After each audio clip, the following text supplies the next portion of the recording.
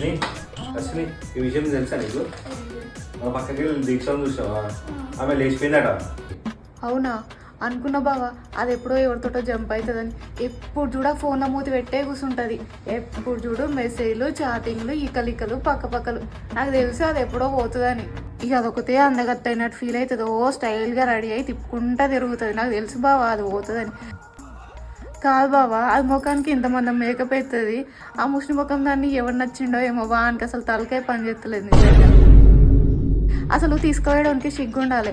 దాన్ని ఎట్లా తీసుకుపోయిండు వాడు? దాని ముఖం చూస్తే వాడికన్నా తీసుకోబుద్ది అవుతుందా బావా? బర్రె లెక్క ఉంటుంది. షీ వానికి ఎంత కూడా టేస్ట్ లేదు బావా. షీ హర్షిని లేపుకుపోయింది మీ తమ్ముడేనే, లేపుకుపోయింది మీ తమ్ముడేనే.